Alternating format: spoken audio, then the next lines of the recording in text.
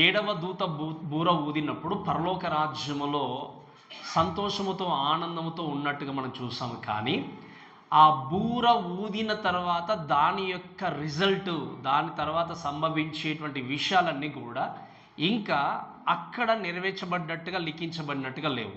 ఎందుకు అంటే 15వ అధ్యాయము 16, 17, 18 అధ్యాయాల్లో ఈ యొక్క బూర ఊదిన తర్వాత ఉండబోయేటువంటి తీర్పును, భయంకరమైన స్థితిగతులన్నీ కూడా అక్కడ ఉండబోతున్నాయి. అయితే ఈ యొక్క వాక్య భాగాన్ని మనం నేర్చుకుంటూ వచ్చినప్పుడు శ్రమల కాలంలో ఉన్నటువంటి సంగతులన్నీ కూడా నేర్చుకుంటూ వస్తూ ఉన్నాం. ఈ యొక్క వాక్య భాగానికి 12వ అధ్యాయానికి వచ్చిన తర్వాత చూసే విషయం ఏంటి అంటే చివరి 3.5 సంవత్సరాల గురించి నేర్చుకుంటూ వస్తున్నాం. మనము శ్రమల కాలాన్ని ప్రారంభించుకుంటూ నేర్చుకుంటూ వచ్చిన తర్వాత దేవుని యొక్క వాక్య భాగాన్ని బట్టి చూస్తే ఎన్ని ముద్రలు ఉన్నాయి? 7 ముద్రలు. 7 ముద్రలు నేర్చుకుంటూ వచ్చాము. అలానే తర్వాత ఏంటి చెప్పండి, 7 బూరలు. ఆ బూరల్లో లాస్ట్ యొక్క బూర ట్రంపెట్ అనేది ఊదిన తర్వాత దాని రిజల్ట్ ఏంటి అనేది ఇంకా మనం నేర్చుకోలేదు. ఆ దాంట్లోనే వచ్చేటువంటి విషయాలు ఏంటి అంటే 7 తర్వాత పాత్రల ద్వారా వచ్చేటువంటి జడ్జ్మెంట్ నేర్చుకుంటూ వస్తాం. అయితే చాలా క్లియర్గా మీరు కాన్సన్ట్రేషన్ చేయాల్సిన విషయం ఏంటి అంటే ఇప్పుడు మనము దేవుని యొక్క వాక్యంలో 6వ అధ్యాయం నుండి దాదాపుగా 11వ అధ్యాయం వరకు అంతా కూడా మీరు ఆలోచన చేసినప్పుడు శ్రమల కాలము ఎలా ఉంటుంది అని దేవుని వైపు నుండి నేర్చుకుంటూ వచ్చాము. మేము చెప్పే మాట అర్థమవుతుందా? శ్రమల కాలము ఎలా ఉన్నది అనే విషయాన్ని దేవుని వైపు నుండి చూస్తూ నేర్చుకుంటూ వచ్చాం. అంటే ఇంకా చెప్పాలి అంటే డీటెయిల్గా సంభవించబోయేటువంటి విషయాలు కానీ అక్కడ ఉండేటువంటి పరిస్థితులు కానీ ఇంకా లోతుగా నేర్చుకోలేదు. ఎందుకంటే ఒక్క ప్రక్కన నేర్చుకుంటూ వచ్చాం. ఎవరి వైపు నుండి చూసి మనము చెప్పండి, దేవుని పర్స్పెక్టివ్లో దేవుని వైపు నుండి చూసి ఏ విధంగా శ్రమల కాలం ఉంది, దేవుడు ఏ విధంగా తీర్పు తీర్చుకుంటూ వచ్చాడు, సాతాను కూడా ఇలా శోధించుకుంటూ వచ్చాడని చూసాం. కానీ ఇప్పుడు 12వ అధ్యాయం నుండి 12, 13, 14 అధ్యాయాలన్నీ కూడా సాతాను వైపు నుండి చూస్తే శ్రమల కాలం ఎలా ఉంటుందో నేర్చుకుంటాం. నేను చెప్పినాడు మీకు అర్థమైంది కదా? ఆ యొక్క భాగాలేమో యేసు క్రీస్తు లేకపోతే దేవుని వైపు నుండి ఎలా ఉందో చూస్తాము. ఇప్పుడు ఏంటి అంటే సాతాను వైపు నుండి ఎలా ఉంటుంది అంటే సాతాను చేసేటువంటి భయంకరమైనటువంటి పనులన్నీ కూడా నేర్చుకుంటాం. మృగాల గురించి కానీ ఇంకా చెప్పాలంటే మీరు చూడండి అక్కడ ఆ డ్రాగన్ అంటాం, డ్రాగన్ గురించి కానీ ఇంకా చెప్పాలి అంటే వాక్యం అంటే ఘట సర్పము కానీ ఇంకా మనం దేవుని యొక్క వాక్యంలో చూస్తే ఏంటి క్రూర మృగాలు, 2 క్రూర మృగాల గురించి కానీ మిఖాయేల్ గురించి కానీ అక్కడ ఉన్నటువంటి ఇశ్రాయేల్ జనాంగం గురించి కానీ వీరందరి గురించి కూడా మనం ఏంటి అంటే ఈ రాబోతున్నటువంటి మిగతా అధ్యాయాల్లో లోతుగా నేర్చుకుంటూ ముందుకెళ్తాం. కాబట్టి మీరు చాలా జాగ్రత్తగా కాన్సన్ట్రేషన్ చేసి వినండి. మీరు మిస్ కాకుండా ఉంటే ఖచ్చితంగా ఈ విషయాలు నేర్చుకుంటారు. ఎందుకంటే ఎన్నో వాక్య భాగాలన్నీ కూడా ఇవి నిజంగా వినడానికి, ఇంటర్ప్రిట్ చేయడానికి కష్టంతో కూడుకున్నవని ఆలోచన చేసే వ్యక్తులు ఎంతమంది ఉంటారు. కాబట్టి వాటిని మీరు బాగా అర్థం చేసుకోవాలి అంటే క్రమం తప్పకుండా మీరు చక్కగా దేవునిలో కూర్చుంటే మీకు తప్పకుండా ఆ విషయాలు అర్థమవుతాయి. కాబట్టి ఈ యొక్క 12, 13, 14 అధ్యాయాలన్నీ కూడా ఏంటి అంటే సాతాను యొక్క పర్స్పెక్టివ్ నుండి, సాతాను వైపు నుండి ఎలా ఉంది శ్రమల కాలం అని చూపిస్తున్నాడు. అంటే 3.5 years లాస్ట్ పార్ట్లో మనం ఉన్నాము. మరొక్కసారి ఈ యొక్క బ్యాక్ వెళ్ళి ఎలా ఉన్నాయి సంఘటనలన్నీ కూడా నేర్చుకుంటూ పూర్తిగా శ్రమల కాలం అంటే ఏంటి, ఎలా ఉండబోతుందనే విషయాన్ని మనము జాగ్రత్తగా నేర్చుకుంటూ మనం ముందుకు వెళ్దాం. అయితే 12వ అధ్యాయం చూస్తే ఇక్కడ దేవుని యొక్క వాక్యంలో రాయబడిన విషయం ఏంటి అంటే the women, the dragon and the child. అంటే ఈరోజు ఉదయకాల సమయంలో నేను మీతో చెప్పాలనుకుంటున్నటువంటి విషయాలు ఏంటి అంటే మీరు చూడండి, ఒక స్త్రీ కొరకు, అక్కడ ఉన్నటువంటి ఘట సర్పం కొరకు, అంతేకాకుండా శిశువు గురించి ఈ విషయాలు నేను మీకు నేర్పించడానికి ప్రయత్నం చేస్తాను. ఈ యొక్క ఘట సర్పము, స్త్రీ, ఈ యొక్క శిశువు వీళ్ళ గురించి వింటున్నప్పుడు అసలు వీళ్ళు ఎవరు, ఎందుకు ఇక్కడ మెన్షన్ చేయబడింది అనే విషయాలన్నీ కూడా మనం నేర్చుకుంటూ దయచేసి కొన్ని విషయాలు అర్థం చేసుకుంటూ మనం ముందుకు వెళ్ళాలి. అయితే దేవుని యొక్క వాక్యంలో చూస్తే దయచేసి 12వ అధ్యాయం 1వ వచనం చదవండి. చూడండి, అప్పుడు పరలోకమందు ఒక గొప్ప సూచన ఏంటంటే చెప్పండి, పరలోకమందు ఒక గొప్ప సూచన కనబడెను అని దేవుని యొక్క వాక్యంలో చూస్తుంటున్నాం. మీరు ప్రకటన గ్రంథాన్ని చాలా జాగ్రత్తగా నేర్చుకుంటున్నప్పుడు లిటరల్గా ఉన్నది ఉన్నట్టుగా గ్రహిస్తూ తప్పకుండా నేర్చుకోవాలి. అంతేకాకుండా ఈ 12 అధ్యాయం నుండి కొన్ని వాక్య భాగాలు సూచనగా తెలియజేయబడ్డాయి. ఎలా చెప్పండి? సూచనగా అంటే ఏంటి? ఇప్పుడు ఒక విధంగా మనం ఆలోచన చేస్తే మనము కొన్ని విషయాలు చెప్తూ ఉంటాం. నిజంగా ఆ యొక్క బిల్డింగ్స్ చూస్తే ఆకాశానికి తాకినట్టుగా ఉంటాయి. అంటే నిజంగా ఆకాశానికి తాకుతూ నిజంగా క్లౌడ్స్ని అవి ఏంటి రెండు చేరినట్టుగా కాదు. అంటే ఏంటి? అది ఆ విధంగా వర్ణిస్తూ మనం అతిశయోక్తి అంటాం తెలుగులో చెప్పాలి అంటే. అంటే ఏంటి? కొన్ని విషయాలు సూచనగా దేవుడు బైబిల్లో లిఖించి పెట్టాడు. ఆ సూచనను సింబలిజాన్ని ఏం చేయాలి? సింబల్గానే గ్రహించి వాటిని అర్థం చేసుకుంటే వాక్యము మనకు క్లియర్గా అర్థమవుతుంది. మీకు అర్థం చెప్పిన మాట, సూచనను సూచనగానే తీసుకోవాలి. కాబట్టి ఈ క్రొనలాజికల్గా చక్కగా వాక్యాన్ని మీరు నేర్చుకుంటే దేవుని యొక్క వాక్యమైనటువంటి ప్రకటన గ్రంథాన్ని సరిగా నేర్చుకుంటూ దేవుని గురించి మనం అవగాహన కలిగి ముందుకు వెళ్తాం. అయితే ఈ 12వ అధ్యాయం నుండి దాదాపుగా 19వ అధ్యాయం వరకు మనం చూస్తే దేవుని యొక్క వాక్యంలో మనం చూసినప్పుడు almost there are 7 signs mention. అంటే ఏంటి? 7 సూచనలు మెన్షన్ చేయబడ్డాయి. ఎన్ని చెప్పండి? ఈ సూచనలు అనేటివి ఈ 11వ అధ్యాయం వరకు ఒక్కటి కూడా లేదు. మీకు చెప్పిన మాట అర్థమవుతుంది కదా? 11వ అధ్యాయం వరకు ఒక్కటి కూడా లేదు. కానీ 12వ అధ్యాయం నుండి దాదాపుగా 7 సూచనలు ఉంటాయి. దాంట్లో మనం ఆలోచన చేస్తే 3 పరలోకంలో కనబడేటువంటి సూచనలు, 4 లోకంలో జరగబోయేటువంటి సూచనలు యోహాను మనకు తెలియజేస్తూ వెళ్తూ ఉంటాడు. ఈ విషయాలన్నీ కూడా చాలా జాగ్రత్తగా నేర్చుకుంటూ మనం వెళ్ళాల్సిన విషయం ఏంటంటే, మీరు చూడండి, అప్పుడు పరలోకములో అన్నప్పుడు మీరు చూస్తే ఇక్కడ మొట్టమొదటిగా ఈ సూచనల గురించి మాట్లాడినప్పుడు అసలు స్త్రీ అంటే ఎవరు, ఈ స్త్రీ గురించి నేను మొట్టమొదటిగా మీకు నేర్పిస్తాను. ఫస్ట్ ఎవరంటే స్త్రీ, సెకండ్ ఎవరంటే ఘట సర్పం, మూడవది ఎవరు అంటే శిశువు. ఈ ముగ్గురు గురించి మనం ఈరోజు వాక్యం నేర్చుకుంటూ ముందుకు వెళ్దాం. మొట్టమొదటిగా స్త్రీ గురించి మాట్లాడినప్పుడు దయచేసి మొదటి వచనం చూస్తే, అప్పుడు పరలోకమందు ఒక గొప్ప సూచన. ఎక్కడ చెప్పండి? ఇది ఎక్కడ కనిపించింది?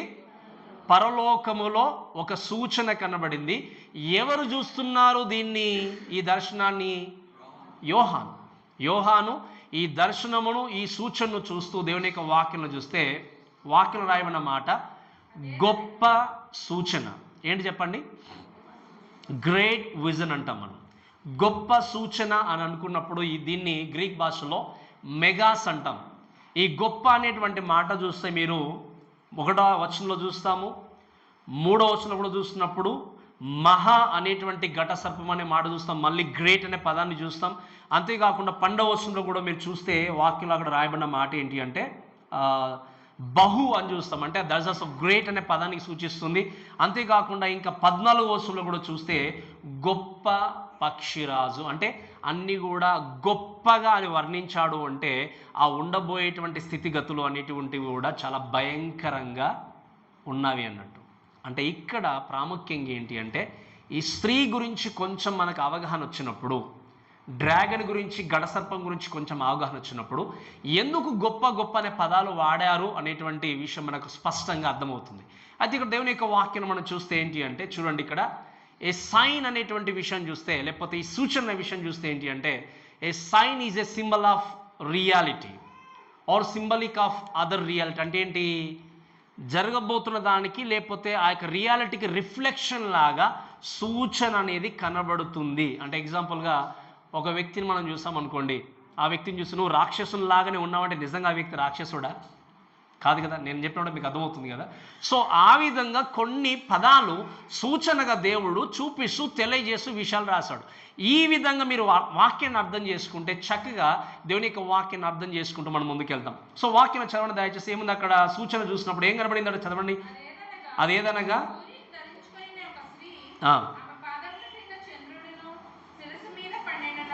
రైట్. ఏముంది అక్కడ? అదేదనగా సూర్యుణ్ణి ధరించుకున్న ఒక స్త్రీ కనబడినట్టుగా చూస్తాం. ఎక్కడ కనబడుతున్నది యొక్క స్త్రీ?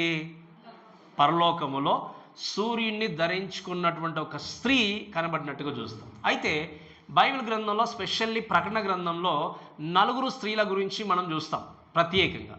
దాంట్లో 4 స్త్రీల గురించి మనం మాట్లాడినప్పుడు మనం ఆల్రెడీ ఈ యొక్క ఒక స్త్రీ గురించి నేర్చుకున్నాం. ఎవరు అంటే మనం చూసినప్పుడు 2వ అధ్యాయం 20వ వచనంలో చూస్తే ఎవరంటే యెజబెలు లాంటి ప్రవర్తన కలిగినటువంటి స్త్రీ నువ్వేం చేస్తున్నావు? ఉండనిస్తున్నావు అంటే జారత్వాన్ని, లోక సంబంధమైన క్రియలను జరిగించినటువంటి వ్యక్తిగా ఆ స్త్రీ ఏంటి దానికి సూచనగా ఉన్నట్టుగా చూస్తాం. అంతేకాకుండా దయచేసి మీరు 17వ అధ్యాయంలో చూడండి ఒకసారి. 17వ అధ్యాయము 17వ అధ్యాయంలో మొదటి వచనంలో చూస్తే చూడండి, ఇక్కడ నీవిక్కడికి రమ్ము. మొదటి వచనంలో విస్తార జలముల మీద కూర్చున్న మహావేశ్యకు చేయబడు తీర్పు నీకు ఏంటంటే చెప్పండి. ఇక్కడ మహావేశ్య అనేటువంటి ఇంకొక స్త్రీ గురించి మనం చూస్తున్నాం. ఆ స్త్రీ అంటే ఎవరు, అసలు వేశ్య అంటే ఎవరు అనే విషయాన్ని మనం 17వ అధ్యాయం తర్వాత వచ్చిన తర్వాత నేర్చుకుంటాం. తర్వాత అంతేకాకుండా ఇంకొక విషయం 19వ ఇక్కడ చూస్తే ఏంటి అంటే ఈ మహావేశ్య అనేటువంటి పదానికి మీకు ఒక అర్థం చెప్పి ముందుకెళ్తాను. ఏంటి అంటే అపోస్టేట్ టీచింగ్ అంటాం. అంటే ఏంటి, అబద్ధ బోధలతో కూడుకున్నటువంటి సంఘానికి ప్రజలకి సూచనగా ఉన్నటువంటి వ్యక్తి ఎవరంటే ఆ స్త్రీ. 19వ అధ్యాయం 7వ వచనం చదవండి దయచేసి. 19వ అధ్యాయం 7వ వచనం.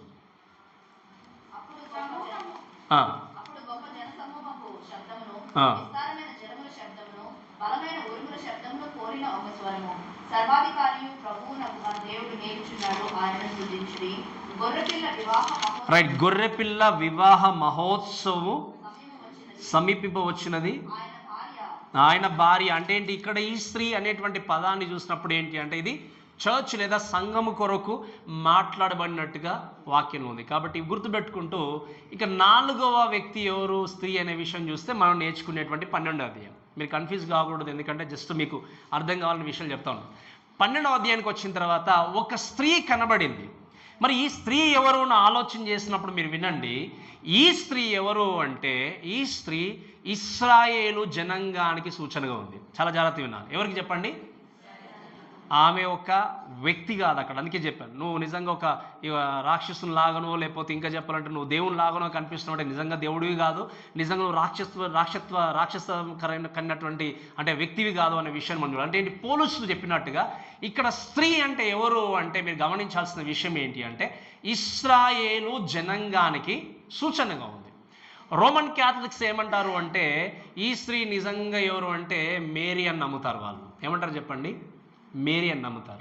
కానీ వాక్యంలో క్లియర్గా రాయబడిన విషయం ఏంటి అంటే మనం కొన్ని వాక్య భాగాలు చూస్తున్నప్పుడు ఈమె గర్భిణి అయి ప్రసవ వేదన పడవచ్చు, ఇంకా 6వ వచనానికి వచ్చేసరికి అరణ్యంలోకి పారిపోయినట్టుగా ఉంది అనే విషయాలు చూసినప్పుడు మేరీకి అసలు దీనికి సంబంధమే లేదు. ఇంకా కొంతమంది నమ్మేది విషయం ఏంటి అంటే సంఘానికి సూచనగా ఉంది అనుకుంటే సంఘం ఏమైంది చెప్పండి, శ్రమల కాలం కంటే ముందే ఆల్రెడీ ఎత్తబడింది. కాబట్టి సంఘముతో ఈ స్త్రీని పోల్చడానికి వీల్లేదు. ఎందుకంటే సంఘము ప్రసవ వేదన పడి శిశువును కనడానికి వీలనేది లేనే లేదు. ఇది చిన్నగా మీరు గుర్తుపెట్టుకోండి. అయితే ఈ స్త్రీ ఎవరు అంటే ఇశ్రాయేలు జనాంగానికి సూచనగా ఉన్నట్టుగా మనం చూస్తాం. ఈ యొక్క స్త్రీ గురించి మాట్లాడినప్పుడు ఇశ్రాయేలు జనాంగానికి ఎందుకు ఈ యొక్క స్త్రీగా పోల్చబడింది అనే విషయం మనం చూసినప్పుడు బైబిల్ గ్రంథంలో మీరు ఆలోచన చేసి చూస్తే దయచేసి మనం కొన్ని విషయాలు నేర్చుకుంటూ ముందుకు వెళ్దాం. ఎందుకు ఈ స్త్రీ ఇశ్రాయేలు జనాంగంగా పిలువబడింది అంటే చదవండి దయచేసి. అది మొదటి వచనం చదవండి. ఆమె ఏంటట, సూర్యుని ధరించుకున్న ఒక స్త్రీ, ఆమె పాదముల క్రింద చంద్రుడును శిరస్సు మీద 12 నక్షత్రముల కిరీటములు. అసలు ఇదంతా ఏంటి అని మీరు కన్ఫ్యూజ్ కాకూడదు. స్త్రీ ఏంటి, సూర్యుడు ఏంటి, నక్షత్రాలు ఏంటి అన్న కన్ఫ్యూజ్ ఉండకూడదు. మీకు క్లియర్గా నేను వాక్యం నేర్పిస్తాను. ఈ స్త్రీ అనేది ఏంటి అంటే ఇశ్రాయేలు జనాంగానికి సూచనగా ఉంది. ఈ యొక్క సూర్యుడు, నక్షత్రాలు వీటి గురించి మనకు అర్థం కావాలి అంటే దయచేసి మీరు ఆదికాండం 37వ అధ్యాయానికి వెళ్ళండి ఒకసారి. ఆదికాండము 37వ అధ్యాయము కొన్ని మాటలు మనం దయచేసి చదువుకుంటూ ముందుకు వెళ్దాం.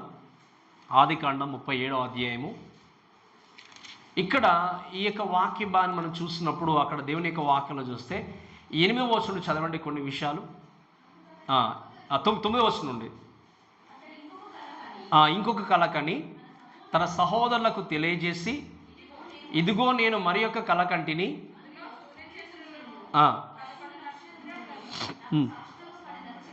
రైట్. ఏముంది అక్కడ, అందులో సూర్య చంద్రులను మరియు నక్షత్రములు నాకు సాష్టాంగ పడినని చెప్పెను అనే ఈ విషయాన్ని మనం చూస్తాం. ఈ వాక్య భాగం అంతా మనకు తెలుసు. ఏంటి ఆ వాక్య భాగము అంటే ఇక్కడ ఎవరు కళ కన్నారు చెప్పండి, యోసేపు ఒక కళను చూసినప్పుడు ఆ కళలో కనబడినటువంటి విషయం ఏంటి అంటే సూర్యుడు, చంద్రుడు, నక్షత్రాలు అన్నీ కూడా తనకి ఏంటి సాష్టాంగ పడినట్టుగా చూస్తాం. ఇక్కడ సూర్యుడి గురించి అక్కడ మాట్లాడినప్పుడు ఎవరికి సూచనగా ఉంది అంటే యాకోబుకు సూచనగా ఉంది. చంద్రుడి గురించి మాట్లాడినప్పుడు ఎవరికి సూచనగా ఉంది అంటే రాహేలుకు సూచనగా ఉంది. నక్షత్రాలు ఎవరు అంటే అక్కడ ఉన్నటువంటి సహోదరులకు సూచనగా ఉంది. ఈ విషయాలన్నీ చూసినప్పుడు ఏంటి అంటే యాకోబు ఇశ్రాయేలుగా పిలువబడ్డాడు, అంతే కదా. యాకోబు నుండి వచ్చినటువంటి సంతానము యోసేపు ద్వారా కూడా ఏంటి ఇశ్రాయేల్ జనాంగంగా బయటకు వచ్చింది. అంటే ఏంటి, ఈ యొక్క స్త్రీగా ఉన్నటువంటి వ్యక్తి ఎవరు అంటే ఇశ్రాయేలు జనాంగముగా వాక్యం రాయబడిన మాట ఏంటి అంటే సూర్యుడు అంటే ఏంటి, సూర్యుని ధరించుకున్నటువంటి ఒక స్త్రీ. అంతేకాకుండా ఆమె పాదముల క్రింద చంద్రుడును శిరస్సు మీద 12 నక్షత్రముల కిరీటములు ఉండేనంటే ఇదంతా ఓవరాల్గా మనం ఆలోచన చేసినప్పుడు చూసే విషయం ఏంటి అంటే మనం చూసినప్పుడు ఏంటి అంటే అక్కడ ఆలోచన చేస్తే ఇశ్రాయేలు జనాంగాన్ని గురించి యాకోబును గురించి ఏ విధంగా అయితే 37వ అధ్యాయంలో ప్రస్తావించబడిందో ఆ వాక్య భాగాన్ని బట్టి అర్థం చేసుకోవాల్సింది ఏంటి అంటే ఈ స్త్రీ ఒక వ్యక్తి కాదు, ఎవరు అంటే ఆమె ఇశ్రాయేలు జనాంగానికి సూచనగా ఉన్నటువంటి స్త్రీ. ఇంతవరకు మీరు చాలా జాగ్రత్తగా గుర్తుపెట్టుకుంటే ఇంకో కొంచెం మనం నేర్చుకుంటూ వెళ్ళినప్పుడు మీకు పూర్తి క్లారిటీ వస్తుంది. అయితే దేవుని యొక్క వాక్యాన్ని చూసినప్పుడు ఈ సూర్యుని గురించి ఇంకా ఇక్కడ 12వ అధ్యాయం గురించి మాట్లాడినప్పుడు ఏంటి అంటే ఇది మహిమకు సూచనగా ఉన్నట్టుగా మనం చూస్తాం.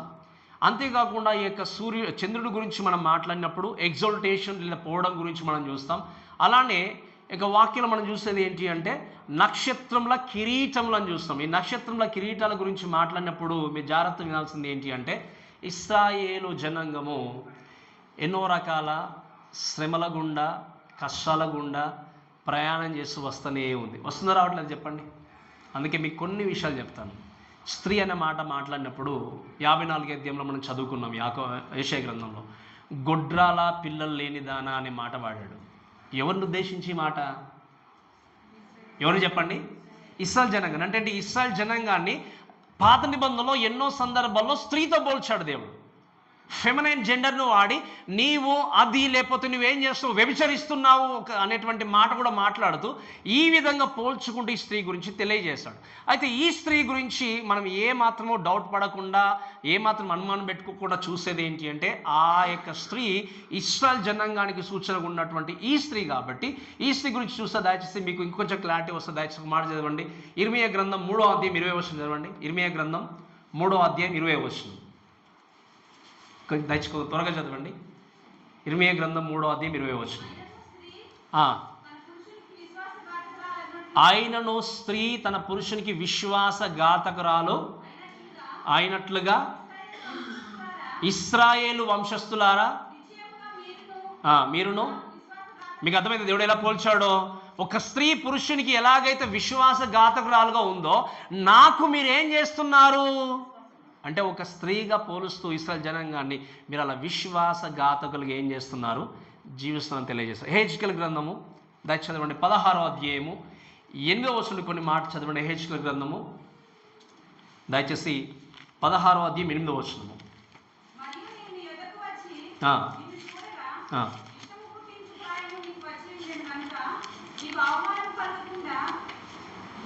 చదవండి. రైట్. నిన్ను పెళ్లి చేసుకుని నీతో నిబంధనను చేసుకునగా ఏంటడా నీవు నా దానవైతిని. ఎవరి గురించి మాట్లాడుతున్నాడు దేవుడు? ఇశ్రాయేల్ జనాంగాన్ని గురించి. మీకు అర్థమైంది కదా ఇప్పుడు. సో ఇశ్రాయేలు జనాంగాన్ని ఉద్దేశించి ఈ స్త్రీగా దేవుడు ఏం చేశాడు, సూచన అనే విషయాన్ని పెట్టి పోల్చి తెలియజేస్తూ రాశాడు. అయితే ఈ యొక్క స్త్రీ ఏం చేసింది అంటే 2వ వచనం చదివితే ఆమె ఏం చేసింది చదవండి. 12వ అధ్యాయం 2వ వచనం ప్రకటన గ్రంథం. ఆమె గర్భిణి అయి ప్రసవ వేదన పడుచు ఏంటో చెప్పండి. ప్రసవ వేదన పడుచు ఆ నొప్పులకు కేకలు వేయిచుండెను అని దేవుని యొక్క వాక్యాలు మనం చూస్తాం. ఈ మాటను బట్టి మనం చూసినప్పుడు ఏంటి అంటే ఈ యొక్క విషయాన్ని చూస్తే she cried out to the lord. అంటే ఏంటి, ఈ యొక్క ఇశ్రాయేలు జనాంగము మొదటి నుండి ఎప్పుడు ఆది కాండములో పాపము ప్రవేశించిన తర్వాత అప్పటి నుండి మీరు ఆలోచన చేస్తే ఇశ్రాయేలు జనాంగము వారి పాపస్థితిలో ఉన్నప్పుడు లేకపోతే వారి యొక్క బానిసత్వంలో ఉన్నప్పుడు వారి జీవితాలన్నీ బాగు చేయాలి, బాగుపడాలని చెప్పి ఎవరి గురించి ఎదురు చూస్తున్నారు చెప్పండి? ఎవరి కోసం ఎదురు చూస్తున్నారు ఇశ్రాయేలు జనాంగం అందరూ కూడా? మెస్సియా ఒకరోజు లోకానికి రాబోతున్నాడు. ఆ క్రీస్తు మెస్సియా లోకానికి రాబోతున్నాడు అని చెప్పేసి ఇశ్రాయేలు జనాంగము ప్రసవ వేదన పడుచు కష్టాల గుండా నష్టాల గుండా ఏంటి అంటే ఆ ప్రభువుడు రాకడ కొరకు ఎదురు చూస్తూనే ఉన్నారు. అందుకే మీరు బైబిల్ గ్రంథంలో పాత నిబంధనలో చూస్తే వారు ప్రతిసారి దేవునికి మొరపెట్టుకుంటూ యేసుక్రీస్తు కొరకు ఎదురు చూస్తున్నటువంటి వ్యక్తులుగా ఉంటూనే ఉన్నారు. సో ప్రసవ వేదన పడుచు ఏం చేస్తున్నారు చెప్పండి అంటే ఏంటి? వాళ్ళు బాధతో, సఫరింగ్స్తో, ఆ యొక్క కష్టముతో ఏంటి అంటే దర్ వెయిటింగ్ ఫర్ మెస్సయ్య. అందుకే మీరు చూస్తే దేవుని యొక్క వాక్యాన్ని బట్టి మనం ఆలోచన చేసినప్పుడు ఇక్కడ ఈ యొక్క యూదులు కానీ ఇశ్రాయేల్ జనాంగం కానీ యాజ్ ఎ నేషన్గా వారు ఎదురు చూస్తుంది ఏంటి అంటే మెస్సియా గురించి ఎదురు చూస్తారు. ఎందుకంటే మనకు తెలుసు ఇశ్రాయేల్ జనాంగము ఎన్నో విధాలుగా దేవునికి వ్యతిరేకమైన పాపాలని కొనసాగిస్తూ దేవుని శిక్షకు లోనవడం మాత్రమే కాదు, అక్కడ ఉన్నటువంటి జనాంగం ఎంతోమంది అన్యులు వారిని బాధిస్తూ వెళ్తున్నప్పుడు ప్రతిసారి కూడా వాళ్ళు మొరపెట్టుకుంటూ వేదనతో ఏం చేస్తున్నారు, వేడుకుంటూ వాళ్ళు చూసేది ఏంటి అంటే దేవుడు మెస్సియా వస్తాడు, ఆయన వచ్చి మాకు విజయాన్ని దయచేస్తాడు, ఈ లోకాన్ని జయిస్తాడు, జయించి మాకు విడుదల కలిగిస్తాడు అనే దాన్ని ఉద్దేశించి వాళ్ళు ఏం చేస్తున్నారు, ఎదురు చూస్తున్నారు. The longing for Messiah. So ఈ ఇశ్రాయేల్ జనాంగము ఆ విధంగా మెస్సియా కొరకు ఎదురు చూస్తున్నారు అనే విషయాన్ని మనము మర్చిపోకుండా ఈ యొక్క విషయాన్ని మనం అర్థం చేసుకుంటూ మెస్సియా వచ్చిన తర్వాత సాతానును, పాపమును, మరణాన్ని జయిస్తాడు అని ఏం చేస్తున్నారు చెప్పండి, ఎదురు చూసేటువంటి స్త్రీగా ఇశ్రాయేల్ జనాంగము ఉన్నారు. సో కాబట్టి ఈ యొక్క విషయం బట్టి అర్థం చేసుకోవాల్సింది ఏంటి అంటే సాతాను దాదాపుగా పాత నిబంధనలో చూస్తే ప్రతిసారి కూడా ఇశ్రాయేల్ జనాంగాన్ని ఎక్కడైనా వారిని పడగొట్టాలి, నాశనం చేయాలని చూస్తూ వస్తూనే ఉన్నాడు. కానీ వాళ్ళు దేవుని మీద ఆధారపడి ప్రసవ వేదన పడుచు they are waiting for messiah. యేసుక్రీస్తు లోకానికి వచ్చి మా వేదన ఏం చేస్తాడు, తీసివేస్తాడని చెప్పి ఎదురు చూస్తున్నారు. సో ఇది స్త్రీ గురించి రాయబడినటువంటి విషయాలు. కాబట్టి స్త్రీ అంటే ఎవరు అంటే ఇశ్రాయేల్ జనాంగం, దాంట్లో ఏమాత్రం డౌట్ లేకుండా మనం ముందుకెళ్ళాలి. ఇంకో రెండవ విషయం చూసినప్పుడు ఏంటి అంటే ద డ్రాగన్ అంటే ఘట సర్పము అంటాం. మీరు విన్నారా ఈ మాట? విన్నారా ఎప్పుడైనా? చాలాసార్లు ఘట సర్పము అనేటువంటి మాట విన్నారా? చాలాసార్లు వీటి గురించి వింటూ మనం వస్తూ ఉంటాం కొన్ని సందర్భాల్లో. 3వ వచనం చదవండి చూడండి దయచేసి. అంతటా పరలోకమందు, మీరు వినండి జాగ్రత్తగా, ఇక్కడ స్త్రీ కూడా ఏంటి ఒక సూచన అంటే అక్కడ నిజంగా పరలోకంలో స్త్రీ లేదు, కానీ ఏమన్నాడు దేవుడు, స్త్రీతో పోల్చి ఇశ్రాయేల్ జనాంగాన్ని గురించి సూచనగా యోహానుకు దర్శనం కలిగింది. రెండవది ఏంటి అంటే ఇంకొక సూచన కలిగింది. ఏ సూచన అది? చదవండి దయచేసి. ఇదిగో ఎర్రని మహాఘట సర్పము. ఏం కనబడింది ఇంకో సూచనలో? మహాఘట సర్పము. దీన్ని హిబ్రూ భాషలో లెవితేన్ అంటారు. ఇంకా వాటి గురించి మనము 13వ అధ్యాయంలో క్రూరమృగాల గురించి నేర్చుకుంటూ వెళ్తాం. ఈ క్రూరమృగాన్ని గురించి లేకపోతే ఘట సర్పాన్ని గురించి రకరకాలుగా ప్రస్తావిస్తూ వెళ్ళేటి వ్యక్తులు ఉంటారు. బట్ మనం వాక్యాన్ని బట్టి ప్రస్తావించిన విధంగా నేర్చుకుంటూ ముందుకెళ్దాం. ఎందుకంటే డీటెయిల్గా ఇప్పుడే నేర్చుకుంటే ఇంకా మనం రాబోయేటువంటి టైంలో మళ్ళీ ఈ యొక్క బీస్ట్ గురించి నేర్చుకుంటాం. కాబట్టి నేను అక్కడ కొన్ని విషయాలు మీకు డీటెయిల్గా నేర్పిస్తాను. ఇక్కడ వినండి, ఘట సర్పము అంటే ఎవరు చెప్పండి? తెలుసా మీకు? సాతాను ఎలా తెలిసింది మీకు? ఏం చెప్పండి? ఆది కాండంలో సర్పం ఉంది కాబట్టి అంతేనా? రైట్, అంతేనా చెప్పండి. ఓకే, మేబీ దాని గురించి ఆలోచన చేసిన న్యూ టెస్ట్మెంట్లో కూడా మీరు వినండి, సర్ప సంతానము అనేటువంటి పదాలు ఎన్నోసార్లు ఉచ్చరిస్తూ వచ్చారు. ఈ ఘట సర్పము సాతాను అని మనకు దేవుని యొక్క వాక్యంలో చూస్తే మీరు చూడండి దయచేసి. ఎక్కడ అంటే 9వ వచనం చదవండి. 9వ వచనం. కాగా సర్వలోకమును మోసపుచ్చుచు అపవాది అయిన సాతానుని అను పేరు గల ఆది సర్పమైన ఆ ఘట సర్పము. ఇప్పుడు చెప్పండి, ఎలా తెలిసింది మనకి? వాక్యమే క్లియర్గా తెలియజేస్తుంది. ఈ ఘట సర్పము ఎవరు చెప్పండి? సాతాను. అయితే ఇక్కడ మీరు క్లియర్గా చాలా జాగ్రత్త వినాలి. సర్ప సంతానమా అంటే ఆ సంతానము సర్పానికి జన్మించారా అంటే ఏమని ఉద్దేశించి పలికారన్నమాట? సర్ప సంతానం అంటే ఏంటి అంటే సాతాను యొక్క క్రియలు చేస్తున్నటువంటి సంతానం మీరు. అబద్ధములు ఆడే వ్యక్తి, అబద్ధానికి జనకుడు ఎవరు? సాతాను అంటే సాతాను నిజంగా తండ్రి అని కాదు. అంటే ఏంటి, అబద్ధాలు ఆడుతున్నటువంటి జనాంగానికి అందరికి కూడా సాతాను ఎవరు, తండ్రిగా ఉన్నాడు. కాబట్టి మీరు వినండి, సాతాను చెప్పాలి అంటే నిజంగా మీరు ఘట సర్పము లాగా ఆయన ఆ యొక్క సాతాను వచ్చాడన్నట్టుగా లేదు. మీరు వినండి, సాతాను ఎవరు అంటే ఒక ఏంజల్, అంతేనే కదా, ఒక దూత, పడిపోయినటువంటి దూత. ఇంకా చెప్పాలి అంటే ఏంటి, శరీరాన్ని కాకుండా ఆత్మను కలిగి ఉన్నటువంటి దూత. ఈ యొక్క దూత గురించి వాక్యం రాయబడిన మాట ఏంటి అంటే, ఒక సూచన కనబడింది. అంటే ఏంటిది, సూచన రూపకంగానే కానీ నిజంగా సాతాను అంటే ఘట సర్పము అని కాదు. మీరు గుర్తుపెట్టుకోండి, ఘట సర్పంలాగా సాతాను లోకం మీదకి రాబోతుండనేది అది సరైన విషయం కాదు. మీరు చాలా జాగ్రత్తగా వినాలి. అయితే ఈ సూచన కనబడింది ఏంటి అంటే, ఘట సర్పము లాగా సాతాను కనబడినట్టుగా పరలోకంలో యోహాను తెలియజేసినట్టుగా చూస్తాం. అయితే డ్రాగన్ ఈ ఘట సర్పాన్ని ప్రస్తావిస్తూ ఎందుకు రాశాడు అంటే, మీరు వినండి, ఈ ఘట సర్పము ఎర్రని మహా ఘట సర్పం అని చూస్తున్నాం. ఈ ఘట సర్పాన్ని గురించి చూస్తే ఏంటి అంటే, ఇస్ అ బిగ్గెస్ట్ మాన్స్టర్ అంటాం. అంటే సర్పము వేరు, క్రూర మృగాలు వేరు, వాటిని మించినటువంటి బలాన్ని, క్రూరత్వాన్ని కలిగి ఉండి భయంకరమైనటువంటి స్థితిలో ఉండేటువంటి విషయాన్ని వర్ణిస్తూ సాతాను గురించి ఇక్కడ యోహాను మనకు తెలియజేస్తున్నాడు. నేను మీకు అర్థమైంది కదా. సో ఘట సర్పము అనే మాట చూసినప్పుడు మ్యాసివ్ క్రియేచర్ అంటే ఏంటి అంటే, ఆ కనబడుతున్నటువంటి ఆ యొక్క సాతాను ఘట సర్పము లాగా దానితో పోల్చి లోకమంతటిని ఏం చేయబోతున్నాడు, నాశనం చేయడానికి, పరిపాలన ఇస్తూ ఎన్నో రకాల ఏంటి ప్రళయాలు తీసుకొని రావడానికి ఈ యొక్క సాతాను రెడీగా ఉన్నాడు. అనాది కాలం నుండి మోసం చేస్తూ లోకాన్ని ముందుకు తీసుకెళ్లే వ్యక్తిగా ఉన్నాడని తెలియజేస్తూ ఈ మాటలు ఇక్కడ రాయబడుతున్నాయి. అందుకే మీరు గమనించాల్సిన విషయం ఏంటి అంటే, సాతాను మొదటి నుండి మోసం చేస్తూ వస్తూనే ఉన్నాడు. ఎక్కడ నుండి చెప్పండి, ఎక్కడ స్టార్ట్ అయింది తన మోసము? ఎక్కడ? ఆది కాండంలో ప్రారంభమైతేనే ఉంది. అప్పటి వరకు కర్సింగ్ లేదు భూమి పైన కదా, భూమికి ఏ శాపము లేదు, మానవునికి ఏ శాపము లేదు. కానీ జరిగింది ఏంటి అంటే, సాతాను ఎప్పుడైతే మానవుణ్ణి మోసపుచ్చిన తర్వాత ఆ యొక్క లోక అధికారం ఎవరి చేతిలోకి వెళ్ళిపోయింది? ఎవరి చేతిలోకి చెప్పండి? సాతాను యొక్క చేతిలోనికి వెళ్తుంది. లాస్ట్ వీక్ మనం విన్నాం. కానీ భవిష్యత్తులో ఈ సర్వలోక అధికారాలన్నీ ఎవరివైతే చెప్పండి? ఈ లోక రాజ్యములన్నీ ఆయనమైపోతాయి. బట్ ఇక్కడ కొద్ది కాలం ఏంటి, పవర్ను కలిగి ఉండి, శక్తిని కలిగి ఉండి సాతాను ఏం చేస్తున్నాడు, ఈ శ్రమల కాలంలో తన యొక్క ఏంటి భయంకరమైనటువంటి నాశనాన్ని, క్రూరత్వాన్ని బయలుపరుస్తే ఏం చేస్తుందంటే, తను చేయబోయేటువంటి హింసను మనం ఇంకా రాబోయేటువంటి వర్షాల్లో, ఇంకా రాబోయేటువంటి కాలంలో నేర్చుకుంటూ వస్తాం. కాబట్టి ఈ యొక్క డ్రాగన్ గురించి చూస్తే మీరు వినండి, ఎందుకు మరి నిజంగా సాతాను ఇక్కడ దీంతో పోల్చబడ్డాను, అందుకే చెప్పాను. నిజంగా సాతాను ఘట సర్పంలాగా దిగి రాలేదు. ఇది కొంచెం అర్థం కావాలి అంటే మీకు ఇంకొక సన్నివేశం మీకు చూపిస్తే అర్థమవుతుంది. యెహెజ్కేలు గ్రంథము 29వ అధ్యాయము, దయచేసి మొదటి నుండి కొన్ని మాటలు చదవండి. యెహెజ్కేలు గ్రంథము 29వ అధ్యాయం మొదటి నుండి కొన్ని వచనాలు చదవండి.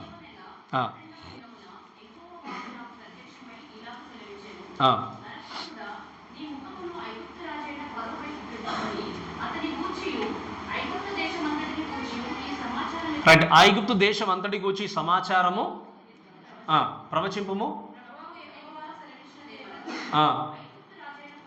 ఐగుప్తు రాజైన ఫరో నైలు నదిలో పండుకొని ఉన్న పెద్ద మొసలి, నేను నీకు విరోధిని, నేను దాన్ని కలగజేసి తిని,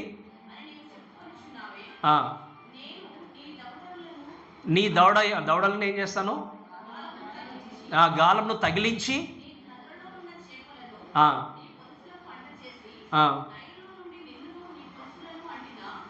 ఇక్కడ వినండి, ఈ మాటలన్నీ చదువుతూ ఉంటే వెరీ క్లియర్గా ఏంటి అంటే, అక్కడ ఫరోను ఏంటి, ఏ విధంగా పోల్చబడ్డాడు ఫరో? నువ్వు నైలు నదిలో ఉన్నటువంటి పెద్ద మొసలి లాంటి వ్యక్తివి, నువ్వేం చేస్తున్నావు, నేను ఎవరినైనా జయించగలను, ఈ నేల నాది, ఈ నైల్ నది నాది అని నీవు ఒక పెద్ద మొసలిలాగా నీవు అనుకుంటున్నావు. నేనేం చేస్తాను దేవుడు, నీకు ఒక గాలాన్ని తగిలించి ఏం చేస్తాను, నేను నీ పొలుసులు తీసేసి ఊడగొట్టేసి నేను నిన్నేం చేస్తాను, ఓడిస్తాను అంటే అక్కడ నిజంగా ఫరో మొసలి కాదు. ఇప్పుడు అర్థమైందా మీకు చెప్పిన మాట? అక్కడ నిజంగా ఫరో అంటే దేవుడు ఏ విధంగా పోల్చాడు అక్కడ? నీవు ఒక పెద్ద మొసల్లాంటి వ్యక్తివి, కానీ నేనేం చేస్తాను, నీకు గాలం వేసి నిన్ను నాశనం చేస్తాను అన్నాడు. అలానే ఇక్కడ సాతాను ఘట సర్పంలాగా ఇమాజినరీ వేలో ఉన్నాడు, కానీ నిజంగా సాతాను ఘట సర్పంలాగా కనబడట్లేదు. ప్రతినిధిగా మీ అందరికి కూడా. సో ఈ విధంగా సూచన తెలియజేసి రాయబడిన తర్వాత ఈ డ్రాగన్ గురించి, ఘట సర్పాన్ని గురించి కొన్ని విషయాలు రాయబడి చదవండి. అలానే 3వ వచనంలో, ఇదిగో ఎర్రని మహా ఘట సర్పం. ఏముంది వాక్యంలో? ఎర్రని అంటే ఏంటి? టాక్స్ అబౌట్ ఏంటి? ఇంకా రక్తపాతానికి సూచన, అంతే కదా. అంటే ఈ యొక్క సాతాను లోకములో శ్రమల కాలంలో చేయబోయేటువంటి విచ్ఛిన్నానికి సూచనగా ఈ యొక్క పదాన్ని వాడాడు. సో ఎర్రని ఘట సర్పము, దానికి ఏంటట? 7 తలలును 10 కొమ్ములు ఉండు. ఇదంతా ఏంటి? ఈ ఘట సర్పం ఏంటి? ఈ కొమ్ములు ఏంటి? ఈ తలలు ఏంటి అన్నటువంటి మీరు కన్ఫ్యూజన్ ఉండకూడదు. దేవుడు మనకు క్లియర్గా వాక్య భాగాలన్నీ నేర్పిస్తూ వస్తాడు. ఈ సర్పము అనే విషయం చూసినప్పుడు దీనికి ఏంటంటే చెప్పండి, 7 తలలు అనే విషయం చూస్తే మీరు దయచేసి 17వ అధ్యాయం 9వ వచనం చదవండి. 17వ అధ్యాయం 9వ వచనం.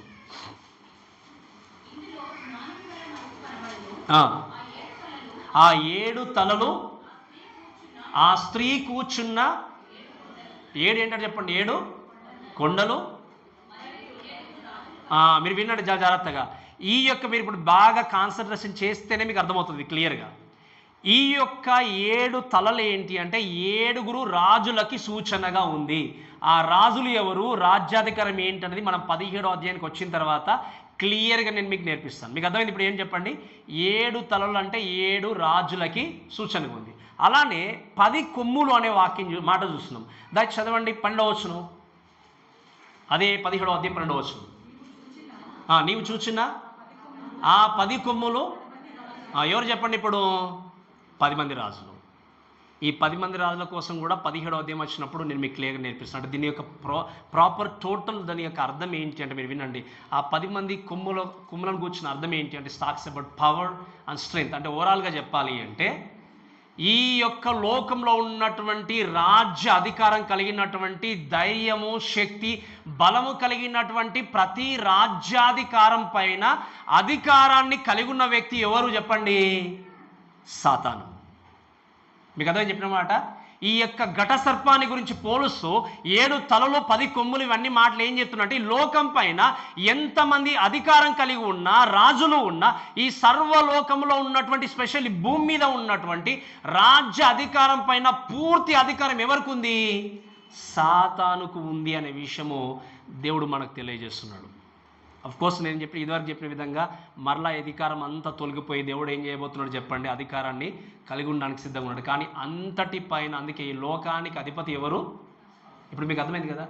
ఈ లోకంలో ఉన్నటువంటి విషయాలపైన, లోక సంబంధమైన కార్యాలపైన, లోకంలో ఉన్నటువంటి అధిపతులపైన, ప్రతీ దానిపైన, లోక సంబంధమైనటువంటి దానిపైన అధికారిగా ఉన్న వ్యక్తి ఎవరు అంటే సాతాను. అందుకే వాక్యం మనం చూస్తాం, ఇహలోక సంబంధమైన దేవతను అంటాం, అంతే కదా. మనం చదువుకుంటాం కదా, ఇహలోక సంబంధమైన దేవతగా సాతాను పిలువబడుతూ ఈ లోకములో భూమి పైన సర్వ అధికారాన్ని సాతాను కలిగి ఉన్నాడనే విషయాన్ని మనం నేర్చుకుంటూ వస్తాం. అయితే ఈ సాతాను ఈ రూలర్గా ఉంటూ ఈ లోకంలో ఉన్నటువంటి రాజ్యాలపైన అధికారిగా ఉంటూ ఈ విధంగా శ్రమల కాలంలో మహాభయంకరమైనటువంటి విచ్ఛిన్నాన్ని లోకం మీదకి తీసుకొని రాబోతున్నాడు. మీకు అర్థమైంది కదా నేను చెప్పిన మాట. అందుకే చెప్పాను ప్రారంభంలో 6వ అధ్యాయం నుండి 11వ అధ్యాయం వరకు దాదాపుగా శ్రమల కాలం అంతా కూడా మనము దేవుని యొక్క పర్స్పెక్టివ్లో చూసాం. ఎవరి పర్స్పెక్టివ్లో? దేవుని వైపు నుండి చూస్తాము. ఇప్పుడు 12, 13, 14 అధ్యాయాలన్నీ కూడా సాతాను యొక్క పర్స్పెక్టివ్లో మనం చూస్తాం. అంటే ఏంటి? సాతాను వైపు నుండి శ్రమల కాలం ఎలా ఉంటుంది అనే విషయాలు మనం నేర్చుకుంటూ వస్తాం. కాబట్టి ఈ యొక్క ఘట సర్పము ఇలా ఉన్నప్పుడు ఏం జరిగింది అని ఆలోచన చేస్తే 4వ వచనం ఏమన్నా దయచేసి అలానే, దాని తోక ఆకాశ నక్షత్రంలో 3వ భాగము నీడ్చి వాటిని ఏం చేసింది? భూమి మీద పడవేసెను అని చూస్తున్నాం. దాని తోక అనే విషయం చూసినప్పుడు ఇక్కడ దేవుని యొక్క వాక్యాన్ని బట్టి చూస్తే సాతాను ఏం చేశాడు అంటే మీరు వినండి, 3వ వంతు దేవదూతల్ని తనతో పాటు ఈడ్చుకుని లోకానికి వచ్చేసాడు. సాతాను ఎప్పుడైతే మీరు వినండి, ఎందుకు సాతాను దేవుడు పరలోకం నుండి తోసేశాడు చెప్పండి? గట్టిగా చెప్పాలి, ఎందుకు తోసేశాడు? మీరు వినండి, సాతాను చేసిన తప్పు ఏంటంటే మనకు బాగా తెలుసు. అందుకే మీకు చాలాసార్లు చెప్పాను, యథార్థవంతులు అనే మాట మాట్లాడినప్పుడు యథార్థవంతుడు ఎవరు అంటే లూసిఫర్, అంతేనా కదా? లూసిఫర్ యథార్థవంతుడు. తనలో పాపము కనబడనంత వరకు ఈ లూసిఫర్ ఎవరు చెప్పండి? యథార్థవంతుడు ఉన్నాడు. కానీ సాతాను ఏం చేశాడు అంటే, లూసిఫర్ ఏం చేశాడు అంటే, నాకు సింహాసనం ఉంది, దేవుడికి సింహాసనం ఉంది, నేను ఒక క్వైర్గా లీడర్గా ఉన్నాను, నాకు చాలామంది పరివారం ఉన్నారు, దేవతలు ఉన్నారు, దేవుడితో పాటు నాకేం తక్కువ ఉంది అని చెప్పి హృదయములో జస్ట్ గర్వించాడు. ఆ ఆలోచన హృదయంలోనికి రాగానే దేవుడు ఏం చేశాడు చెప్పండి? తోసేశాడు. తోసేసినప్పుడు తనతో పాటు 3వ భాగాన్ని నేర్చుకుని లోకానికి వచ్చాడు. ఆలోచన చేసి ఇంకా కొంచెం హిస్టారికల్గా, కొంచెం క్రొనలాజికల్గా ఆలోచన చేస్తే ఇంకా 2 అంతల దేవదూతలు అందరూ కూడా అక్కడ మిగిలిపోయారు. కానీ ఒక 3వ భాగంతో కూడుకున్నటువంటి 1/3 ఆఫ్ ఏంజల్స్ని ఈ యొక్క దేవుని యొక్క దూతగా ఉన్నటువంటి లూసిఫర్ ఏం చేశాడంటే ఈడ్చుకుని లోకానికి వచ్చాడు. అందుకే మీరు గమనించండి, నేను ఇదివరకు మీకు చెప్పాను, ఈ లోకంలో ఉన్నటువంటి ఎంతోమంది వ్యక్తుల జీవితాల పట్ల దేవుని దూతలు ఎలాగైతే పనిచేస్తున్నారో అలానే మీ చుట్టూ కూడా ఎవరున్నారు? గట్టిగా చెప్పాలి, ఎవరున్నారు?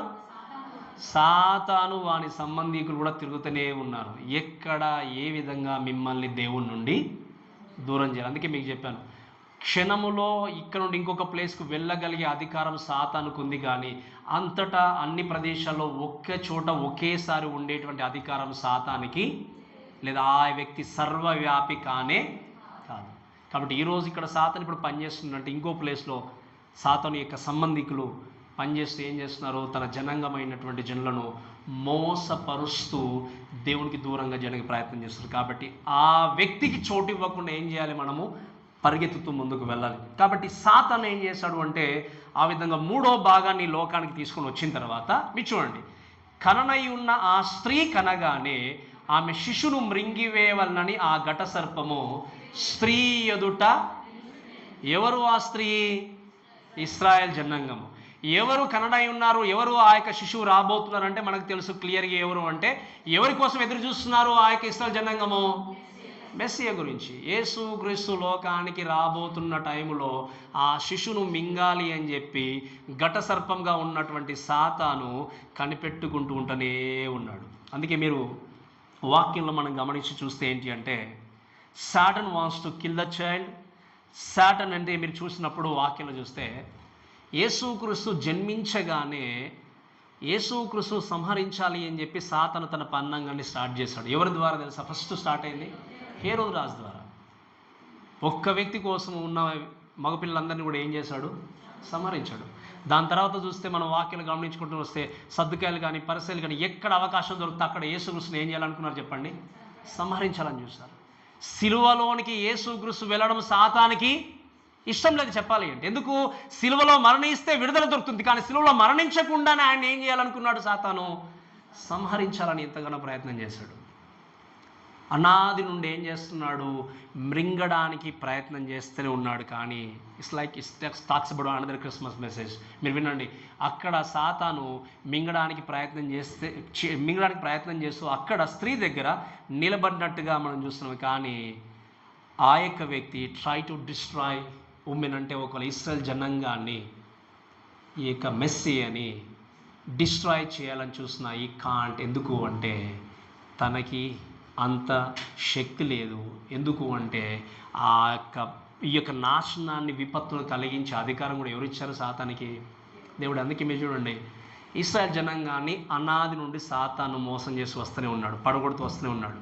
ఎక్కడ ప్రారంభమైంది చెప్పండి? ఇది ఏదెన్ తోటలో, అంతే కదా? అవ్వతో స్టార్ట్ అయింది, అవ్వ ఆదాముతో స్టార్ట్ అయినటువంటి ఆ సిచ్యువేషన్. అక్కడి నుండి మోసం చేస్తూ వచ్చి చివరికి నోహు టైంకి వచ్చినప్పుడు కూడా కేవలం ఆ కుటుంబం మాత్రమే మిగిలినందరూ కూడా దూరం వెళ్ళిపోయారు. తర్వాత మీరు చూడండి, అబ్రహామును దేవుడు ఏర్పరచుకున్న తర్వాత, ముందుకు వచ్చిన తర్వాత కూడా చూస్తే ఇంకా మనము అబ్రహాము, ఇస్సాకు, యాకోబు ఈ విధంగా మనం మాట్లాడిన తర్వాత యేసుక్రీస్తు వస్తున్నటువంటి జనాంగాన్ని, ఆ గోత్రాన్ని పూర్తిగా నాశనం చేయాలని చూశాడు. అందుకే ఫరో టైంలో కూడా పుట్టిన ప్రతి హెబ్రీయుడి యొక్క మగపిల్లని ఏం చేయాలని చూశారు? చంపాలి. అక్కడ కూడా ఏం చేశాడు? సాతాను అటాక్ చేసి సంహరించాలని చూస్తాడు. ఎందుకంటే యేసుక్రీస్తు లోకంలోనికి రాకూడదు. దాని తర్వాత అలానే ఆలోచన చేసుకుంటూ వచ్చినప్పుడు ఈవెన్ బుక్ ఆఫ్ ఎస్తెర్లో చూస్తాం మనం. ఎస్తెర్లో చూసినప్పుడు హామానును సాతాను యొక్క ప్రేరణ ద్వారా ఏం చేస్తాడు చెప్పండి? హామాను ఈ ప్రాంతంలో లోకంలో యూదులు అనే వాళ్ళు అసలు ఉండకూడదు, వాళ్ళని మొత్తం సర్వనాశనం చేయాలని చెప్పి శాసనాన్ని రెడీ చేసుకుని పెట్టుకుంటాడు. ఎవరి దగ్గర? అహష్వేరోషు రాజు దగ్గర. కానీ చివరికి దేవుడు ఎస్తేరు ద్వారా దేవుడు వారి ప్రార్థనలు, మొర్దెకై చేసినటువంటి ప్రార్థనలు, వారి యొక్క ప్రార్థన దేవుడు ఆలకించి మొర్దెకైని చంపాలని ప్రిపేర్ చేసినటువంటి ఉరికొయ్య మీదనే ఎవరు ఉదయపడతారు? ఆయన మొర్దెకైని చంపాలని చెప్పి తయారు చేసుకున్నాడు. చివరికి ఆ ఉరికొయ్య మీదనే హామాను ఏం చేయాల్సి వచ్చింది చెప్పండి? చనిపోవాల్సి వచ్చింది. ఈ విధంగా అనాది కాలం నుండి ఇశ్రాయేలు జనాంగాన్ని సర్వనాశనం చేయాలి అని చెప్పి సాతాను ప్రయత్నం చేస్తూనే ఉన్నాడు. ఈవెన్ పుట్టబోయేటువంటి శిశువును చంపాలని చూశాడు. కానీ మీరు గమనించాల్సిన విషయం ఏంటి? చదవండి దయచేసి, 5వ వచనం చదవండి దయచేసి. ఇంకా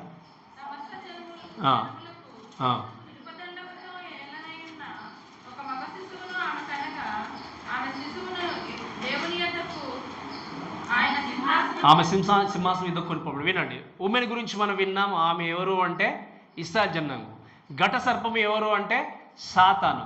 ఇంకా లాస్ట్ చివరి వచనాల్లో చూస్తే శిశువు అంటే ఎవరు మనకు తెలుసు ఈజీగా. ఎవరంటే యేసుక్రీస్తు. ఈ యేసుక్రీస్తు గురించి మాట్లాడినప్పుడు సాతాను మృంగివేయాలి, సంహరించాలని చెప్పి ఎదురు చూస్తూ వచ్చాడు. చివరికి ప్రయత్నం చేశాడు, కానీ తన ప్రయత్నాలన్నీ కూడా ఏమై విఫలమే. అందుకే ఈవెన్ చాప్టర్ 4లో చూస్తాం, మత్తయి సువార్తలో కూడా, నేను చెప్పినట్టుగా వింటే నాకు ఆ పాదాలకు నమస్కరిస్తే ఈ రాజ్యం అంతా ఇచ్చేస్తా అంటాడు. మీరు చూడండి, సర్వలోకాన్ని సృష్టించిన దేవునితోనే ఏమంటున్నాడు చెప్పండి? ఆ రాజ్యం పైన, లోకం పైన అధికారం ఎక్కడ నుండి వచ్చింది సాతానికి? దేవుని నుండి. ఆ దేవునితో ఏమంటున్నాడు? నువ్వు నాకు బోడౌన్ చేస్తే నీకు అనిపించేది అంతా కూడా నేను నీకు. అలా ఉంటుంది కొన్నిసార్లు మన ఛాలెంజెస్ కూడా దేవునితో. నేను చెప్పడం నీకు అర్థమైందా? అలా ఉంటాయి. ప్రభువా ఇది అంతా ఉంటే ఈ విధంగా నేను జీవిస్తాను, ఈ విధంగా ఉంటాను, ఈ విధంగా. నిజం చెప్పాలంటే సర్వలోకాన్ని, సర్వస్వాన్ని సృష్టించినటువంటి ఆ క్రీస్తు, సర్వం పైన అధికారాన్ని కలిగి ఉన్నటువంటి వ్యక్తిని చూసి కొన్ని సందర్భాల్లో ఎలా ప్రవర్తించాలో, ఎలా మాట్లాడో తెలియనటువంటి స్థితిలో ఉండి ఆయనకే మనము నేర్పించే స్థితిలో కొంతమంది చాలా ఉంటారు. నిజంగా ఆయన ఏంటంటే యేసుక్రీస్తు ఇలా ఉన్నాడని చెప్పి వర్ణించుకుంటూ చేసుకుంటూ డిఫరెంట్ కైండ్ ఆఫ్ పర్స్పెక్టివ్లో దేవుని చూపించే వ్యక్తులు ఎంతోమంది ఉన్నారు. వినండి ప్రేమ దేవుని బిడ్డలారా, సాతాను మొదటి నుండి డిస్ట్రాయల్ చేయాలని చూసినా కూడా విజయాన్ని పొందుకోలేకపోయాడు. ఎందుకంటే దేవుడు తన ప్రణాళికను ముందుగానే ఏర్పాటు చేసుకుని పెట్టాడు. అందుకే ఇక్కడ చూస్తే వాక్యం ఏముంది? సమస్త జనులను ఇనుపదండముతో ఏలనై ఉన్న ఒక మగ శిశువును ఏంటంటే చెప్పండి, ఇనుపదండముతో ఏలనై ఉన్న విషయం చూసినప్పుడు the son or the child is going to come and rule over the world. ఏం చేయబోతున్నాడు యేసుక్రీస్తు? మనం చదువుకున్న లాస్ట్ వీక్, ఈహలోక రాజ్యాలన్నీ కూడా, అంటే ఇప్పుడు మనం ఆత్మీయంగా ఆయన రాజ్యంలో ఉన్నా కూడా ఫిజికల్గా యేసుక్రీస్తు ఒక దినాన లోకానికి రాబోతున్నాడు. ఆయన వచ్చినప్పుడు 1000 సంవత్సరాలు లిటరల్గా ఏం చేయబోతున్నాడు చెప్పండి? సర్వలోకాన్ని ఆయన పరిపాలించబోతున్నాడు. అన్ని రాజ్యాలు ఆయనవే అయిపోతాయి. ఇంకా వేరే రాజ్యం అనేది ఉండదు. ఒకరోజు ఆయన లోకానికి వచ్చి సర్వలోకాన్ని ఆయన ఏలడానికి సిద్ధంగా ఉన్నాడనే విషయం చూస్తాం. అంతే, ఆమె శిశువు దేవుని యొద్దకును ఆయన సింహాసనం వద్దకు ఏం చేయబడ్డాడు? ఆయన టాక్స్ అబౌట్ హిస్ అసెన్షన్. అందుకే లోకానికి వచ్చాడు, తన ప్రణాళిక నెరవేర్చుకున్నాడు, చనిపోయాడు, తిరిగి లేచి ఆకాశానికి, పరలోక రాజ్యానికి యేసుక్రీస్తు ఆరోహణమే వెళ్ళిపోయాడు. సాతాను చూస్తూ ఏడవడం తప్ప చేసేది ఏమి కూడా. ఎందుకు? Jesus came to this world to die on the cross. ఎందుకు? మన పాపాల నిమిత్తం వచ్చాడు, తిరిగి లేవడానికి వచ్చాడు, ఆ ప్రణాళిక జరిగించి వెళ్ళిపోయాడు. కాబట్టి ఈరోజు మీరు వినండి, మీరు మీ జీవితంలో యేసుక్రీస్తు శోధించినట్టుగా, ఇశ్రాయేలు జనాంగాన్ని శోధించినట్టుగా సాతాను మిమ్మల్ని ఎప్పుడు కూడా పడగొట్టాలని, దేవుని నుండి దూరం చేయాలని సర్వ ప్రయత్నాలు చేస్తుంటాడు. కానీ మీరు గుర్తుంచుకోవాల్సింది ఏంటంటే, you have a victory in Jesus. యేసుక్రీస్తులో మీకు విజయం ఉంది. ఎందుకంటే ఆయన మరణాన్ని జయించి, గట్టిగా చెప్పండి దయచేసి, ఆయన మరణాన్ని తిరిగి జయించిన దేవుడు కనుక నీవు కూడా మరణం పైన విజయాన్ని పొందుకున్నావు. ఎంత గొప్ప మాట ఆలోచన చేయండి. మనం you have a victory are death. అందుకే మరణం అంటే మనకు భయం లేదు. ఎందుకు? మన మరణం పైన మనకి ఏం దొరికింది? విజయం దొరికింది. ఎవరి ద్వారా దొరికింది ఆ విజయము? యేసుక్రీస్తు ద్వారా దొరికింది. కాబట్టి అందుని బట్టి మనం ఏం చేయాలి? దేవుణ్ణి బట్టి సంతోషిస్తూ మనం తప్పకుండా దేవుని ముందుకు వెళ్ళాలి. అందుకే ఆయన ఏం చేశాడు? ఆరోహణమైతూ ఎగ్జాల్టేషన్ చెందుతూ ఏం చేశాడు? ఆయన మహిమపరచబడుతూ పరలోకానికి వెళ్ళినట్టుగా చూస్తాం. ఆ వెళ్ళినటువంటి క్రీస్తే ఒక దినాన లోకానికి ఆయన రాబోతున్నాడు. చివరికి ఇంకొక మాట చదివి మనం ముందుకెళ్దాం. చూడు, ఆలోచన చదవండి. ఇంకా ఆ స్త్రీ అరణ్యంనకు పారిపోయిను, అచ్చట వారు 1000 ఇప్పుడు మీకు అర్థమవుతుంది కదా, స్త్రీ అంటే ఇస్రాయేల్ జనాంగం అని ఇక్కడ క్లియర్ అవుతుంది. ఆ స్త్రీ అరణ్యానికి వెళ్ళింది అంటే అరణ్యానికి వెళ్ళినటువంటి ఆ ఇస్రాయేల్ జనాంగము వారు ఏంటట 1260 దినములు ఆమెను అంటే ఆ జనాంగాన్ని పోషించాలని చెప్పి దేవుడు ఏం చేశాడు చెప్పండి? ఒక స్థలాన్ని సిద్ధపరిచినట్టుగా చూస్తాం. అంటే ఏంటి? 1260 days, 3.5 years, 42 months, అంటే చివరిగా 3.5 సంవత్సరాలు సాతాను ఎంత విధ్వంసము క్రియేట్ చేసినా, ఎంత విపత్తు తీసుకుని వచ్చినా దేవుడు ఇశ్రాయేల్ జనాంగాన్ని పోషించే వ్యక్తిగా ఉన్నాడు. అందుకే ఏంది? ఇక్కడ ఒక స్థలాన్ని సిద్ధపరిచి ఈ 1260 దినములు 3.5 సంవత్సరాలు ఏం చేస్తున్నాడు చెప్పండి? ఆ యొక్క ఇశ్రాయేల్ జనాంగాన్ని కాపాడుతాడు. కనుకనే వాళ్ళు ఏం చేస్తారు చెప్పండి? పునరుద్ధరించబడి పాలు తేళ్లు ప్రవహించినటువంటి ఆ యొక్క దేవుడు నిజంగా వారికి ప్రామిస్ చేసినటువంటి 1000 ఏళ్ల పరిపాలనలో ఎటువంటి కష్టం లేకుండా దేవుని చేత ఏం చేయబడుతున్నారు చెప్పండి? వాళ్ళు పరిపాలించబడబోచున్నారు. And that is his plan. ఆయన చేసినటువంటి ప్రణాళికలో మార్పు ఉండదు.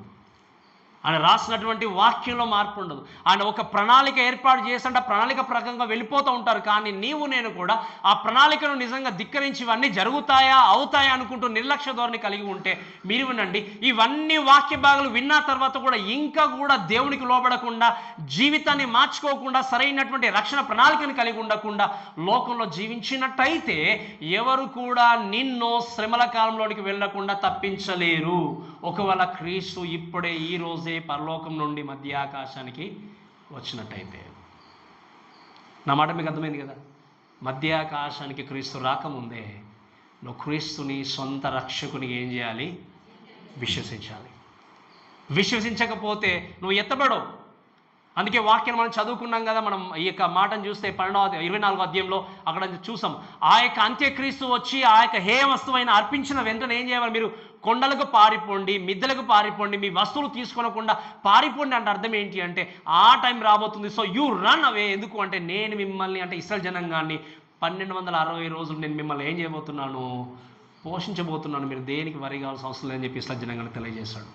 ఈరోజు దేవుడు మనతో కూడా మాట్లాడుతున్న విషయాలు ఏంటి అంటే ఇవన్నీ నేర్చుకునే వ్యక్తులుగా ఇంకా కూడా నిర్లక్ష్య ధోరణి కలిగి ఉండి, సరైన అవగాహన కలిగి ఉండకుండా, దేవుని ధిక్కరించి, దేవునికి లోబడకుండా నీ యొక్క నిర్లక్ష్య ధోరణితో నీవు నీ జీవితంలో క్రీస్తుకు సరైనటువంటి ప్రయారిటీ ఇవ్వకుండా జీవించినట్టయితే చాలా జాగ్రత్త గుర్తుపెట్టుకోండి.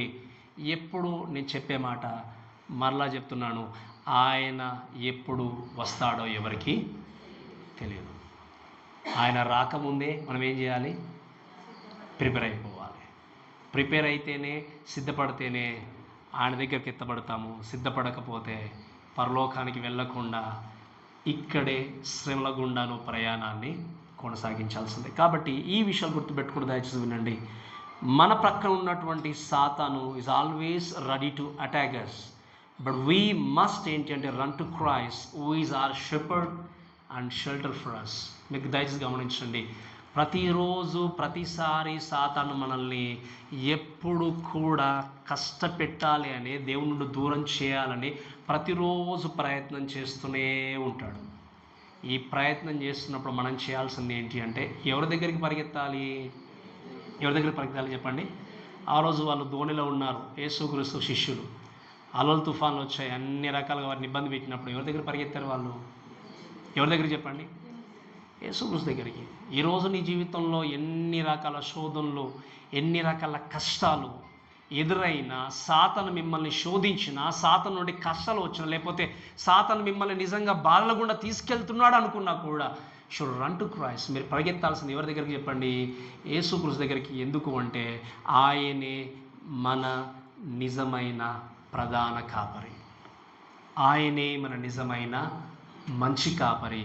ఆయన దగ్గరే మనకేముంది చెప్పండి? షెల్టర్ ఉంది. అందుకే వాక్యాలు అంటాడు కదా, దావీదు ఏమంటాడు? యెహోవా నా కాపరి, నాకు లేమి కలగదు. పచ్చిగల చోట్ల ఆయన నన్ను ఎక్కడ పరుండ చేయించున్నాడు చెప్పండి? పచ్చిగల చోట్ల. క్రీస్తు ప్రధాన యాజకుడిగా మన జీవితంలో ఉన్నప్పుడు కాపరి తన గొర్రెలకి ఖచ్చితంగా షెల్టర్ ఇస్తాడే వాడు చెప్పండి? ఉండడానికి చోటు ఇస్తాడే వాడా? ఎంత దూరం వెళ్ళినా, ఎటు పరిగెత్తినా చివరికి దాన్ని తీసుకొచ్చి గ్యాదర్ చేసి ప్రశాంతంగా పడుకునే విధంగా దానికి రక్షణగా ఎవరు ఉంటారు చెప్పండి? కాపరి ఉంటాడు. మరి మన కాపరి ఎవరు? ఈరోజు నిన్ను తోడేళ్ళలాగా మేకల్ని నిజంగా పరిగెత్తించాలని చెప్పి ఎంతగా సాతాను మనల్ని ప్రయత్నం చేస్తూ ఉన్నా కూడా, పరిగెత్తించాలని చూసినా కూడా మనం పరిగెత్తాల్సింది ఏంటి? ఇప్పుడు కాపరి వినండి, గొర్రెల దగ్గరికి తోడేళ్ళు పరిగెత్తుకుంటూ వస్తే గొర్రెలు ఎక్కడికి పరిగెత్తాయి చెప్పండి? కాపరి దగ్గరికి. నువ్వు పరిగెత్తాల్సింది ఎక్కడికి? యేసుక్రీస్తు దగ్గరికి. ఆ క్రీస్తు దగ్గరికి పరిగెత్తినప్పుడు నీ ఇబ్బందుల్లో, నీ బాధల్లో నీకు ఆయన నిజమైనటువంటి షెల్టర్ని ఇవ్వడానికి సిద్ధంగా ఉన్నాడు. నిన్ను పోషించడానికి సిద్ధంగా ఉన్నాడు. నీ బాధను తీర్చడానికి సిద్ధంగా. నువ్వు చేయాల్సింది ఏంటి అంటే, ప్రతి స్థితిలో, ప్రతి క్షణం, ప్రతి నిమిషం, ప్రతిరోజు కూడా ఆయన దగ్గరికి మనం ఏం చేయాలి? పరిగెత్తాలి. అలా పరిగెత్తినప్పుడే ఆయన ఇచ్చేటువంటి ఆశీర్వాదాన్ని పొందుకొని ఆయనకు మహిమకరంగా మనం జీవించగలుగుతాం. కాబట్టి ఈ మాటలను మనల్ని దేవుడు దీవించి ఆస్వాదించును గాక. ఆమేన్.